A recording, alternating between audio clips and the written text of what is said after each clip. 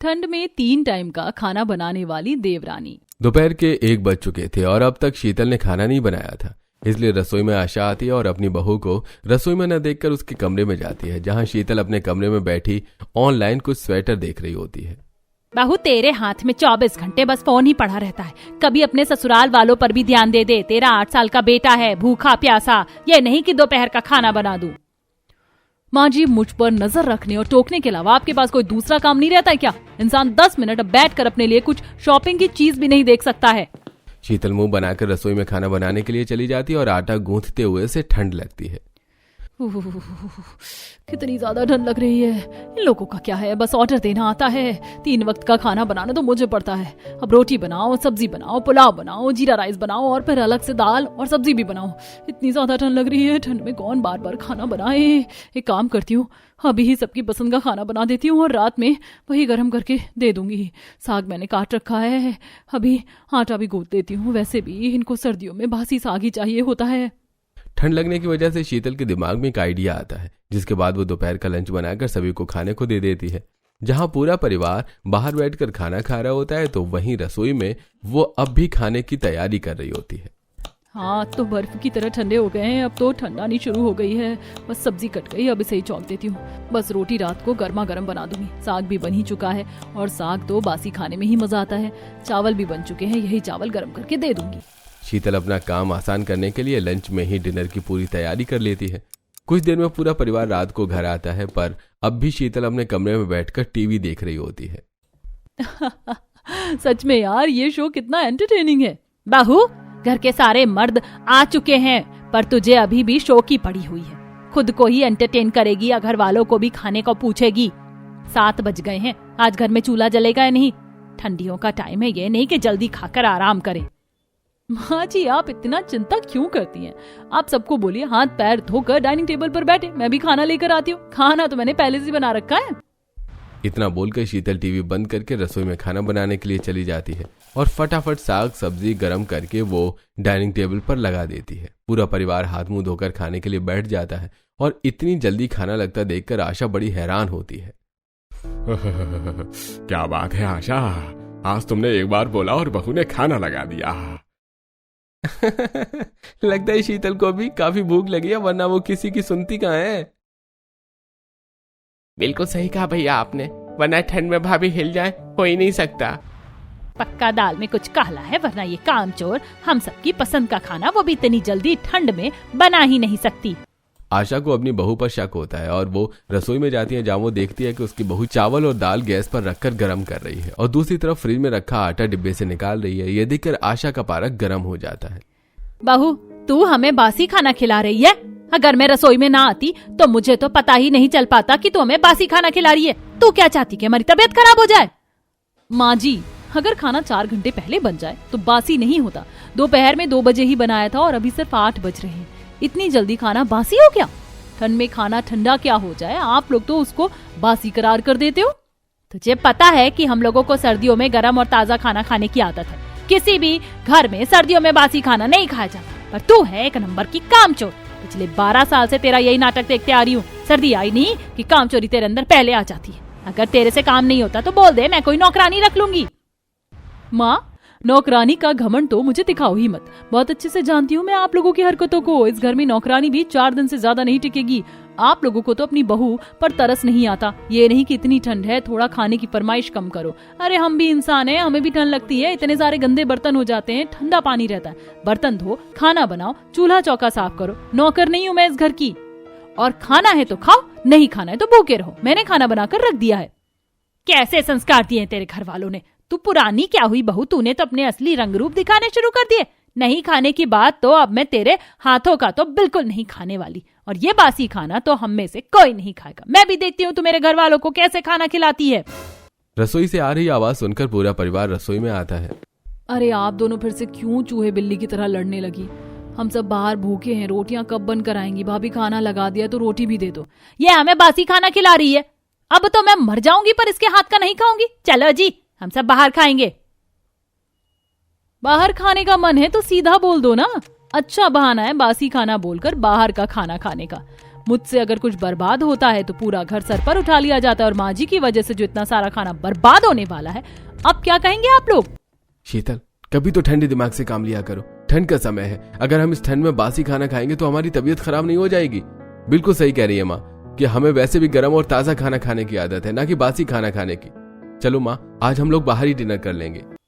आज तो बहुत मजा आएगा, आज हम सब बाहर खाना खाने के लिए जाएंगे। कितने दिन हो गए बाहर का खाना नहीं खाया था। जहाँ पूरा परिवार परेशान होकर बाहर का खाना खाने के लिए बाहर होटल में जाते हैं, जहाँ पूरा परिवार फटाफट खाना ऑर्डर कर देता है। कुछ देर में वेटर उन सभी का खाना लेकर आते हैं, जिसे देखकर शीतल अपनी सास को ताने कसते हुए कहती है, वो तो मैं हूँ जो 12 साल से माँ जी के नखरे झेल रही हूँ, साथ में आप लोगों के भी। देखूंगी जब देवर जी की बीवी आएगी, कितना मेरी होने वाली देवरानी आप लोगों की सेवा करती है। घर पर दोपहर का बना खाना आपको बासी लगा, जबकि मैंने गर्म करके दिया था। होटल में कौन सा ताजा खाना मिलता है? नजर के सामने आ गया तो खाना बासी, और अगर नहीं देखा तो खाना ताजा। भाभी भूख लग रही है, खाना खाकर पेट भरने दो। वैसे भी आप और माँ तो हर समय लड़ती ही रहती हैं। मुझे कोई शौक नहीं इस मुंह फट से लड़ने का। और रही मेरी छोटी बहू की बात, तो देख लेना, ऐसी बहू लेकर आऊंगी जो हमारी सेवा भी करेगी और घर का तुझसे ज्यादा अच्छे से ख्याल रखेगी। इस तरह कुछ देर में पूरा परिवार एक साथ डिनर करके घर आते हैं। देखते ही देखते कुछ दिन बीत जाते हैं और वॉशिंग मशीन खराब होने की वजह से शीतल घर के कपड़े नहीं धोती, जिस वजह से गंदे कपड़ों का ढेर बाथरूम में जमा हो जाता है। और ये देखकर आशा को बहुत गुस्सा आता है। हम तो इंसान ही नहीं हैं, सारी ठंड तो मेरी बहू को ही लग रही है। अभी जाकर सारे गंदे कपड़े उसके मुंह पर मारती हूँ, फिर देखती हूँ कैसे नहीं धोएगी महारानी कपड़े। गुस्से में आशा सारे गंदे कपड़े बाथरूम में शीतल के कमरे में ले जाती है, जहाँ शीतल आराम से सो रही होती है, और उसके ऊपर सारे कपड़े फेंक कर उठाते हुए उससे कहती है, बहू ये सब क्या है? तू इस घर की बहू है, महारानी नहीं। तू क्या चाहती है? महीने भर के कपड़े एक साथ धोना? जब कपड़े पहनने के लिए नहीं रहेंगे तब धोएगी क्या कपड़े? माँ जी, आपको नहीं पता कि कपड़े क्यों नहीं धुले हैं? वॉशिंग मशीन खराब है, इतनी ठंड में मेरे बस की नहीं है इतने सारे कपड़े साफ कर पाना। वॉशिंग मशीन ठीक करा दो, या तो फिर खुद अपने हाथ से धो लो। बहू नहीं, बहू के रूप में चलती फिरती क्या चीज लाई हूँ मैं, जिसकी जुबान हर वक्त चलती रहती है। इसके माँ बाप ने तुझे संस्कार ही नहीं दिए। पता नहीं कौन से अशुभ घड़ी में ये मेरे घर की बहू बन गई, निकम्मी कहीं की। इतना बोलकर आशा खुद सारे गंदे कपड़े बाथरूम में ले जाकर धोने लगती है, और जब वो ठंडे पानी से कपड़े धो रही होती है तो उसे ठंड लगने लगती है। कितनी ठंड लग रही है। अब समझ में आया कि ये मुंह फट कपड़े क्यों नहीं साफ कर रही थी। अब बस बहुत हो गया, अब तो मुझे अमित की शादी करवानी ही पड़ेगी। माँ, ये क्या इतनी ठंड में तुम कपड़े धो रही हो? अरे बेटा, जिसकी बहू कामचोर हो वो बेचारी सास क्या ही करेगी। पर अब बहुत हो गया, आने दे रात को तेरे पापा भैया को। इस साल चटमंगनी पट ब्याह करवाऊंगी तेरे भाई का। अब आशा जल्दी से सारे कपड़े साफ करती है और काजल अपनी माँ के साथ सारे कपड़े छत पर ले जाकर सूखने के लिए रख देती है। अब रात को जैसे ही पूरा परिवार घर आता है तो खाने की टेबल पर आशा खुद खाना लगाते हुए अपनी बहू को ताने देती है। देख रहे हैं, इस कड़कड़ाती ठंड में भी मेरे खाने में से धुआं निकल रहा है। बिल्कुल गर्म और ताजा खाना बनाया मैंने और मेरी बेटी ने। भाभी देख लो, इस ठंड में कैसे माँ ने सबकी पसंद का खाना बनाया है।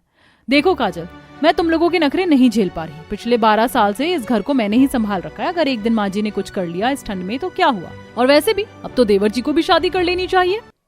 अबे बेटा, अब तो तू अच्छी नौकरी भी करने लगा है, फिर क्या कमी है? तू कहे तो हम तेरे लिए लड़की देखें। ठीक है पापा, जैसा आप लोगों को ठीक लगे। इस उम्र में अपनी माँ को काम करते देखकर अमित शादी के लिए हाँ कर देता है, और बहुत जल्द आशा अपनी बहन के घर जाती है और बैठकर, आ गई जिज्जी तुम। ये देखो, मैंने हमारे अमित के लिए शिल्पा नाम की एक लड़की को देखा। लड़की बहुत गुणी और संस्कारी है, वरना आजकल शहरों में कहाँ मिलती है ऐसे घर की अच्छी लड़की। सच में कल्पना, लड़की तो बड़ी ही सुंदर है। तू बस बात आगे बढ़ा। आशा अपनी बहन से मिलकर लड़की की फोटो घर ले जाती है और अपने सभी घर वालों को दिखाती है। घर में भी सभी को शिल्पा काफी पसंद आती है। समय गुजरता है और बहुत जल्द शिल्पा अमित की शादी हो जाती है। भाभी, स्वागत है आपका हमारे छोटे से घर में। अब तो मेरी देवरानी आ गई और दिसंबर जनवरी की ठंड तो सबसे ज्यादा होती है। चलो, कोई तो है जो मेरा हाथ बटाएगी। बहू, हाथ तो उसका बटाया जाता है ना जो काम करता है। तेरे अंदर तो सिर्फ आलस भरा पड़ा है। तेरा होना ना होना इस घर में एक ही बात है। इसीलिए काजल, तू अपनी भाभी को कमरे में ले जा। ऐसे ही ठंड का टाइम है, बेचारी मेरी बहू शादी में भी थक गई होगी।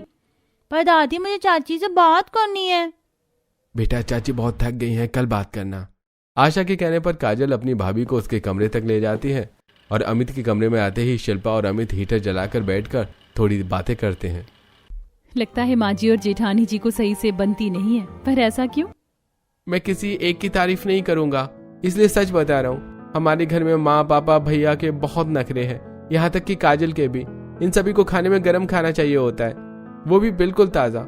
और भाभी उतनी ही आलसी हैं। पता नहीं उन्होंने ये 12 साल इस घर में कैसे काट दिए, पर अब तो वो कुछ करने का नाम ही नहीं लेती हैं। इस उम्र में भी माँ को ही सारे काम करने पड़ते हैं। कभी कभी मुझे बहुत बुरा लगता है अपनी माँ को देखकर, जब वो इस ठंड में ठंडे पानी से बर्तन कपड़े धो रही होती हैं, घर के काम कर रही होती हैं और हमारे लिए गर्मा गर्म खाना बना रही होती हैं। कोई बात नहीं जी, अब मैं आ गई हूं ना, अब किसी को कोई परेशानी नहीं होगी। अपने पति की बात सुनकर शिल्पा को अपनी सास से हमदर्दी होती है और इसीलिए वो अपने पति से ही सबकी पसंद नापसंद के बारे में पूछकर सुबह जल्दी उठती है और रसोई में ठिठुरते हुए अकेले ठंडे पानी से सब्जी चावल धोकर उन्हें बनने के लिए रख देती है। साथ ही जमीन पर चटाई बिछाकर बैठकर आटा गूंथने लगती है, जिस वजह से उसे काफी ठंड लगती है। ठंड तो बहुत ज्यादा बढ़ गई है। इस तरह शिल्पा ठंड में कांपते हुए सबके लिए खाना बनाती है और कुछ ही देर में अपने परिवार को खाने को देती है। सब खाते हैं। हालांकि खाना सभी को बहुत पसंद आता है, पर फिर भी सब खाने में कमी निकाल देते हैं। बहू खाना बहुत अच्छा है, पर नमक थोड़ा ज्यादा है, तो कल से जब खाना बनाओ तो नमक का ख्याल रखना। खाना तो मुझे भी बहुत पसंद आया, पर ठंड में मूली के पराठे रात को न मिले तो खाने में मजा नहीं आता। मुझे तो बस पेट भरने से मतलब है, पर सलाद होता तो और मजा आता। खाना खाते हुए जब सब खाने में कमी निकाल रहे होते हैं तो शिल्पा उदास हो जाती है, जिसे देखकर शीतल सबसे बोलती है, आज खाना मेरी देवरानी ने बनाया है इतनी ठंड में। आज बेचारी की पहली रसोई है और आप लोग उसकी तारीफ करने के बजाय खाने में बुराइयां निकाल रहे हैं। मेरा तो समझ में आता है, 12 साल से मेरे हाथों का खाना खाकर बोर हो गए होगे, पर नई बहू की मेहनत को तो देखो। कोई बात नहीं दीदी, बोलने दीजिए। खाने में कमी होगी तभी कमी निकाल रहे हैं, पर मुझे अच्छा लगा कि इतनी कमी होने के बाद भी मेरे परिवार को मेरे हाथों का खाना पसंद आया। तुम तो सच में बड़ी संस्कारी बहू निकली। मैं तुम्हारा साथ दे रही हूँ और तुम सबके सामने मेरी इंसल्ट कर रही हो। अभी नहीं हो ना, इसीलिए तुम्हें कुछ पता नहीं है। धीरे धीरे इन घर वालों के नखरे देखकर खुद ही तुम भी टेढ़ी हो जाओगी। पर गलती तो मेरी है जो मैं तुम्हारा साथ दे रही थी, जबकि तुम तो मेरे खिलाफ हो। क्योंकि जब शीतल अपनी देवरानी का साथ दे रही होती है तो उसकी देवरानी ही अपने ससुराल वालों का साथ दे देती है, जो शीतल को बिल्कुल पसंद नहीं आता। और इसी तरह एक हफ्ता बीत जाता है और इस एक हफ्ते में घर वाले जो खाने की डिमांड शिल्पा के सामने रखते, वो चुपचाप उन डिमांड्स को पूरा कर देती। ऐसे एक दिन घर में कुछ मेहमान आते हैं। अरे कविता बबीता, क्या बताऊं मैं तुम दोनों को, मेरी छोटी बहू कितनी संस्कारी है। रुको मैं अभी छोटी बहू से कहती हूँ कि इस ठंड में गर्मा गर्म चाय लेकर आ जाए। बाहर से आई हो, ठंड लग गई होगी ना तुम्हें। बड़ी बहू और छोटी बहू, देखो घर में मेहमान आए हैं, जल्दी से गर्मा गर्म अदरक वाली चाय लेकर आ जाओ। शिल्पा रसोई में ही थी। अब जैसे ही आशा अपनी बहू को आवाज देती है, शिल्पा फटाफट कुछ अदरक इलायची कूट कर चाय बनने के लिए छोड़ देती है और ठंडे पानी से सारे बर्तन मांज कर घर आए मेहमानों के लिए चाय लेकर आती है। आशा बहन, तुम्हारी बहू तो सच में बहुत ही अच्छी चाय बनाती है। वैसे हम दोनों हरिद्वार जा रहे हैं, तुम भी चलो। कल की टिकट है और कल सुबह की हमारी ट्रेन है। अब इतनी रात को कहाँ जाते, इसलिए तुम्हारे घर आ गए। आज रात हम यहीं रुकेंगे, तुम्हें बुरा तो नहीं लगेगा?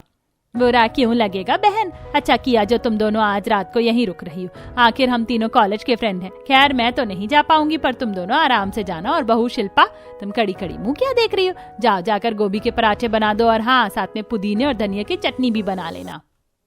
अपनी सास की बात सुनते ही चुपचाप शिल्पा रसोई में जाती है और जल्दी से गोभी कसना शुरू कर देती है। तभी वहां शीतल आती है और अपनी देवरानी को देखकर उसे ताने कसते हुए कहती है, और अच्छे बनने की कोशिश करो, नहीं मिल पा रहा है ना खुद के लिए टाइम। पर मेरा क्या है, अगर उस दिन तुमने मेरा साथ दिया होता तो आज तीनों वक्त इनकी फरमाइश पर खाना ना बनाना पड़ रहा होता। अरे 3 वक्त का तो छोड़ो, इन लोगों को तो जब दिल करता है तब ऑर्डर झाड़ देते हैं, ना ठंड देखते हैं ना गर्मी। पर मुझे क्या, यू कैरी ऑन, अभी तो बस शुरुआत है।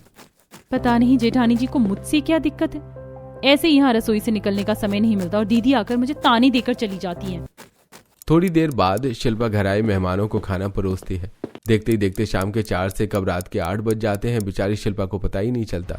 और जब वो अपने कमरे में कंबल में जाकर बैठ जाती है तो आशा रसोई में अपनी छोटी बहू को न देखकर उसके कमरे में जाने लगती है। तो शीतल बीच में उसे मिलती है और कहती है, क्या हुआ मम्मी जी, आप बड़ी गुस्से में लग रही हैं। लगता है इस ठंड में आपकी छोटी बहू भी आपकी सेवा करते करते थक गई है। हो ना हो बहू, इसके पीछे भी तेरा ही हाथ होगा, वरना मेरी छोटी बहू ऐसी तो नहीं। अब आशा आवाज लगाते हुए शिल्पा के कमरे में जाती है और उसे कंबल में बैठा देखकर उस पर नाराज होती है। रात के 8 बज गए, तुझे कोई होश भी है या नहीं? घर के सारे मर्द भी आ गए, खाना कब बनाएगी? सिर्फ तुझे ठंड लगती है क्या? जो बेचारा बाहर से आता है उसके लिए ठंड नहीं है? शाम के खाने के ससुर जी के लिए खिचड़ी, नंद के लिए पुलाव, मेरे लिए दाल और बाकी सबके लिए आलू पराठा बना ले। बेचारी मेरी देवरानी इतना करने के बाद भी सुन रही है। माँ जी, मेहमानों के लिए खाना बनाया, बर्तन साफ किए, रसोई साफ की, टाइम का पता ही नहीं चला। बहुत ज्यादा ठंड लग रही थी इसलिए 10 मिनट के लिए कंबल में आ गई, पर मैं अभी जाकर बना देती हूँ। शिल्पा उठकर किचन में जाती है और फिर रात में ढेर सारा खाना बनाती है और टेबल पर लगा देती है। वहीं रात को सोने से पहले वो अपनी माँ से बात करती है। अरे शिल्पा, जब से तेरी शादी हुई है बेटा, तू तो हम लोगों को भूल ही गई है। ना फोन उठाती है, ना ही फोन करती है। तुझे अपनी माँ की याद नहीं आती? क्या करूँ माँ, आपकी याद तो बहुत आती है पर समय ही नहीं मिलता। यहाँ 3 वक्त का सभी के लिए उनकी पसंद का खाना बनाना होता है। दोपहर की सब्जी रात में नहीं खाते और अगर घर में कोई मेहमान आ जाए तो उनके लिए अलग से बनाना। मेरा पूरा दिन तो रसोई में ही बीत जाता है। तेरे ससुराल वाले पागल हैं क्या जो तुझसे इतना काम करवाते हैं? अरे इस ठंड में क्या जरूरत है 3 वक्त खाना बनाने की? तू मेरी बात सुन, या तो फिर एक बार में ही 3 वक्त का खाना बना ले और जब जिसको भूख लगे गरम करके दे देना। जितना ससुराल वालों की बात मानेगी दबेगी उतना तुझे दबाएंगे। तू मेरी बेटी है तो क्या मैं अपनी बेटी को अत्याचार सहना सिखाऊंगी? जब शिल्पा की माँ को अपनी बेटी की हालत का पता चलता है तो उसे अपनी बेटी के लिए बहुत बुरा लगता है और वो उसकी सास से बात करने की कोशिश करती है, पर शिल्पा बात संभाल लेती है और अपनी माँ से बात करके फोन रख देती है। और अगली सुबह जब वो रसोई में अकेली खाना बना रही होती है तो उसे अपनी जेठानी की बात याद आती है, जिसके बाद वो खाना बनाते हुए खुद से कहती है, मेरी पहली रसोई में सही कहा था जेठानी जी ने। अगर उस दिन मैंने उनका साथ दिया होता तो आज मैं पूरा दिन रसोई में खड़ी ना होती ही, वो भी इस ठंड में। अभी भी देर नहीं हुई, सबको अपनी पसंद का खाना खाना है ना, वो भी गर्म। तो इन्हें मैं गर्म खाना दूंगी और इनकी पसंद का ही दूंगी, पर 3 वक्त का खाना मैं एक बार बनाकर रखूंगी ताकि मुझे भी थोड़ा समय मिल सके और मैं भी आराम कर सकूं, अपने दोस्तों से, माँ से बात कर सकूं, दोस्तों के साथ बाहर जा सकूं। बढ़ती ठंड के साथ अब शिल्पा को भी आराम और थोड़ा समय चाहिए था, इसलिए वो सुबह का नाश्ता बनाकर सभी को दे देती है और रसोई में काम करने के बहाने से पहले से ही दोपहर के लिए सब्जियां और मसाले काट कर तैयार कर लेती है। साथ में वो दाल को भी उबाल कर रख लेती है। वहीं रात के लिए सबके लिए पनीर की सब्जी और चावल तैयार कर लेती है। और जब दोपहर होती है तो शीतल अपनी कुछ दोस्तों के साथ बाहर घूमने जाती है। हॉल में बैठी आशा, माँ जी, अब आपकी छोटी बहू ने तो पूरा घर संभाल लिया। जैसे आप बहू चाहती थी वैसी ही बहू आपको मिली है। तो आज मैं अपने दोस्तों के साथ बाहर जा रही हूँ। रवि से मैंने बात कर ली है, आज वो घर जल्दी आएंगे स्कूल से राजू को लेते हुए। बहू, आज तक तूने किसी की सुनी है जो आज तू मेरी सुनेगी? बता क्यों रही है? जब बाहर घूमते हुए तो ठंड तुझे नहीं लगती? घर का एक काम कह दो तो महारानी को बुखार चढ़ जाता है। जेठानी जी बिल्कुल सही है अपनी जगह। उन्होंने 12 साल इन लोगों को झेला है, इसीलिए ऐसी हो गई है, पर मैं उनकी तरह जुबान भी नहीं लड़ा सकती। अपनी जेठानी की बातें, उनका आलस, उनका बर्ताव अब शिल्पा को समझ आता है और इसलिए वो 3 वक्त का खाना एक साथ बनाकर रख देती है और खुद कमरे में जाकर आराम करती है। जैसी दोपहर होती है राजू और रवि घर आते हैं। इसके बाद काजल अपनी भाभी के कमरे में जाकर उन्हें खाना लगाने को कहती है। दिन पर दिन ठंड कितनी बढ़ती जा रही है। भाभी भैया आ गए, मेरे एग्जाम चल रहे हैं तो मैं कुछ दिन कॉलेज नहीं जाऊंगी, तो दिन में मेरे लिए भी खाना बना लेना। आप जल्दी से कुछ अच्छा बना दो। हाँ काजल, बस 10 मिनट दो, अभी बना कर लाती हूँ। शिल्पा ने सारा खाना पहले ही बना रखा था, इसलिए वो मुस्कुराती हुई रसोई में जाती है और खाना निकालकर माइक्रोवेव में गर्म करती है और रोटियां पर घी लगाकर पराठा सेक देती है। अगर इन्हें गर्म खाने की आदत ना होती तो मैं इन्हें ठंडा ही देती। खैर, इससे एक फायदा तो है, गरम खाना दूंगी तो इन्हें क्या पता चलेगा कि ये सुबह बनाकर रखा हुआ खाना है। अब सोच रही हूँ कि रात को भी खाना बनाकर रख लूं ताकि सुबह अगर लेट भी उठूं तो खाना बनाने की परेशानी ना रहे। अब शिल्पा जल्दी से खाना गर्म करके सभी का खाना लगा देती है और खुद छत पर जाकर पौधों को पानी देने लगती है। तभी उसकी एक पड़ोसन जो कि छत पर कपड़े डाल रही होती है, शिल्पा को देखकर उससे कहती है, अरे बहन, तुम तो अपनी सास की फेवरेट हो। जब देखो तुम्हारी सास तुम्हारी तारीफ करती है, पर जो भी कहो तुम्हारी सास और जेठानी एक जैसी है, इसीलिए उन दोनों की बनती नहीं। तुम्हारी सास कितने नखरे हैं कि कुछ पूछो मत, और तुम्हारी जेठानी इतनी आलसी और कामचोर है कि उसका भी क्या ही कहना। तुम कैसे मैनेज कर रही हो अपने ऐसे ससुराल को? दीदी, चीजों को संभालना आना चाहिए, कुछ भी करना मुश्किल नहीं। अब ठंड है तो क्या, काम तो करना ही पड़ेगा। पर दीदी भी अपनी जगह गलत नहीं है, पर माँ जी भी सही है। शिल्पा पौधों को पानी देकर कुछ देर आराम से धूप में बैठ जाती है और अपनी दोस्त से फोन पर बात करती है। क्या बात है यार, आज तो तेरे पास ज्यादा समय है क्या? वैसे तो मैं कॉल भी नहीं करती। आज तुझे खाना नहीं बनाना क्या, ठंड में गर्मा गर्म अपने ससुराल वालों के लिए? अरे यार, मैंने उसका जुगाड़ बना लिया। मैं एक टाइम पर 3 टाइम का खाना बनाकर रख देती हूँ और वही खाना गर्म कर करके इन्हें खिलाती हूँ, और इन्हें पता भी नहीं चलता। जैसे मैंने नाश्ता बना दिया और इनको दे दिया। फिर किचन में मैंने दोपहर के लिए चावल बनाए, दाल बनाई, मिक्स वेज बनाए और रोटियां बनाई और सबको गर्म करके दे दिया। फिर अब रात में मैंने पनीर की सब्जी बनाई और चावल तो है ही, तो उन्हें गर्म करके दे दूंगी। अच्छा, तो ये दिमाग लगाया है तूने। खैर बढ़िया है। अब इसी तरह हर दिन शिल्पा रात को ही 3 वक्त का खाना बना लेती और वो 3 वक्त के हिसाब से 3 सब्जियां, चावल और रोटियां बनाती है, तो घर वालों को शक नहीं होता। यहाँ तक कि वो रात का ही बचा हुआ खाना राजू के लिए टिफिन में भी पैक कर देती है। पर एक दिन राजू अपनी चाची को बासी खाना पैक करता हुआ देख लेता है, जिसके बाद शिल्पा उसका मुंह बंद करने के लिए उसे चॉकलेट और 10 रुपए देती है। राजू बेटा, मैं तुम्हारी चाची हूँ ना, किसी को बताना मत कि रात की पनीर की सब्जी और चावल बच गया था। खाना बर्बाद करना अच्छी बात नहीं होती, इसीलिए तुम ये चॉकलेट और 10 रुपए रख लो। पर चाची, ठंडी हो या गर्मी, हमारे घर में तो सब ताज़ा और गर्म खाने खाते। पर कोई बात नहीं, मैं ये बात किसी को नहीं बताऊंगा और आपको रोज मुझे चॉकलेट देना होगा। हाँ राजू, क्यों नहीं। अच्छा, ये लो अपना टिफिन। अपना राज रखने के लिए शिल्पा राजू को चॉकलेट और 10 रुपए दे देती है और इसलिए राजू किसी को कुछ नहीं बताता और इसी तरह कुछ दिन बीत जाते हैं। पर जब शीतल ये देखती है कि बढ़ती ठंड के साथ भी शिल्पा पर कोई असर नहीं है और वो आराम से 3 वक्त का खाना बना रही है और पूरा आराम कर रही है, तो उसे ये बात हजम नहीं होती। और एक दिन राजू भूखा घर आता है और जब शीतल अपने बेटे का लंच बॉक्स खोलती है तो उसमें खराब खाना देखकर शीतल सीधा शिल्पा के पास जाती है, जो कि कंबल में बैठकर आराम से टीवी देख रही होती है। शिल्पा, ये सब क्या है?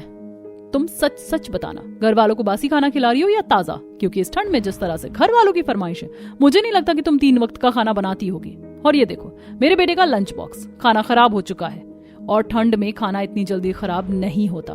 अब तुम मुझे सच बता रही हो या मैं राजू को बुलाऊं ताकि वो तुम्हारी सच्चाई सबके सामने लाए? दीदी शांत हो जाओ, आप तो मेरी जेठानी है, पहले 12 साल से इस घर में रह रही है। आपको तो मुझसे ज्यादा पता होगा कि आपने कैसे एक एक दिन काटे और क्यों आप इतनी मुंहफट हो गई है। मैं भी परेशान हो चुकी थी, बस इसीलिए मैंने एक बार में 3 टाइम का खाना बनाकर रखना शुरू कर दिया। पर बासी खाना फ्रिज में रहे तो ही टिकता है, बाहर नहीं। इसीलिए राजू का लंच बॉक्स हमेशा खराब हो जाता है। पर मैं उसे सैंडविच या पैसे दे देती हूँ ताकि वो बाहर से खा सके। दीदी, आप खुद सोचो कितनी ठंड है, इस घर में सबको आराम चाहिए। क्या मैं इंसान नहीं हूँ? मुझे माफ करना, उस दिन अच्छे बनने के चक्कर में मैंने आपकी साइड नहीं ली।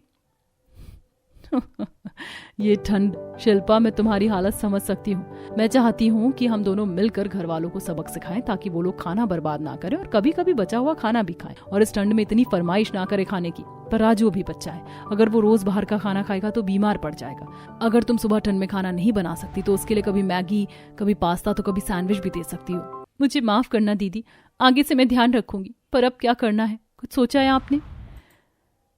जो चीज जैसी चल रही है चलने देते हैं, पर सुबह का खाना फ्रेश रखेंगे और सुबह ही 3 वक्त का खाना बनाएंगे। अब मैं तुम्हारे साथ हूँ, क्योंकि एक टाइम पर भी 3 टाइम का खाना बनाना कोई मामूली बात नहीं है। इस तरह दोनों बहुएं एक हो जाती हैं और अब दोनों बहुएं सुबह जल्दी उठकर रसोई में जाकर सब्जी फरमाइश के अनुसार ज्यादा मात्रा में खाना बनाती हैं और सब्जी दाल बदलकर 3 वक्त का खाना रोटी चावल के साथ देती हैं, जिससे किसी को शक भी नहीं होता। पर एक रात जब पूरा परिवार एक साथ खाना खा रहा होता है तो उन्हें खाने में कुछ खास स्वाद नहीं आता। माफ करना, आज खाने में स्वाद नहीं है। ऐसा क्यों लग रहा है कि ये बासी खाना है? अमित बिल्कुल सही कह रहा है, खाने में पता नहीं मजा क्यों नहीं आ रहा है। सुबह का खाना टेस्टी लगता है पर रात का खाना बिल्कुल फीका होता है। दादाजी, चाचा, खाना तो बासी ही लगेगा ना, क्योंकि वो बासी ही होता है। चाची तो रोज सुबह ज्यादा खाना बनाती है, मैंने अपनी आंखों से देखा है। पर चाची मुझे 10 रुपए दे देती, इसीलिए मैं किसी को कुछ नहीं बताता। इसका मतलब इतने दिनों से हम बासी खाना खा रहे थे। अरे तुमसे तो अच्छी मेरी बीवी है जो काम चोरी करती है, डंके की चोट पर करती है। अब सभी को यह पता चलता है कि शिल्पा एक टाइम पर ही 3 वक्त का खाना बनाती है, तो वो लोग काफी हैरान हो जाते हैं और शिल्पा को खरी खोटी सुनाना शुरू कर देते हैं। और इस बार शिल्पा भी चुप नहीं रहती और अपनी जेठानी की तरह घर वालों को जवाब देती है। बस बहुत हो गया, मैं भी इंसान हूँ, मुझे भी ठंड लगती है। अब समझ में आ रहा है मुझे कि दीदी आप लोगों से इतनी बदतमीजी से क्यों बात करती है। हम दोनों मिलकर सुबह ही 3 वक्त का खाना बना लेते हैं ताकि इस ठंड में हमें भी थोड़ा आराम मिल सके। और माँ जी, जेठानी जी के टाइम पर आपके पास एक ऑप्शन था दूसरी बहू का, पर अब आपके पास ऑप्शन भी बंद हो गए। और बेटी से उम्मीद मत रखिए, वो तो कभी कॉलेज तो कभी इंटरव्यू देने के बहाने घर से निकल जाती है और उसे एक काम नहीं आता। मुझे तो डर लगता है कि ससुराल में क्या करेगी। इसे कहते हैं 100 सुनार की 1 लोहार की, हमेशा सास की चले, जरूरी नहीं। अरे भाभी, आप दोनों तो बुरा मान गई। आप दोनों तो जो बना दो मैं वही खा लूंगी, चाहे वो आलू का पराठा हो या दाल चावल। क्यों भैया, हमें तो बस ताजा खाना दे दो इस ठंड में। हाँ बहू, अरे बासी खाना खाने से तबीयत खराब हो जाती है। अपने बूढ़े ससुर के बारे में सोचो, सास तो होती ही खड़ूस है। माँ जी आपका क्या कहना है? एक बात हमेशा याद रखना, जो बहू कर सकती है वो नौकरानी नहीं कर सकती, और अगर उसने कर भी दिया तो उसके पैसे लेगी। अपने दोनों बहुओं का बदला रूप देखकर आशा को बहुत गुस्सा आता है। साथ में अब घर में बहुओं की चलने वाली थी, इसलिए पूरा परिवार भी नखरे करना छोड़ देता है ताकि उन्हें 3 टाइम ताज़ा खाना खाने को मिल सके, जिस वजह से आशा की भी हेकड़ी निकल जाती है। और अब तीनों बहुएं जो उन्हें ठंड में ताज़ा गर्म खाना बनाकर देती हैं, वहीं पूरा परिवार चुपचाप से खाता है।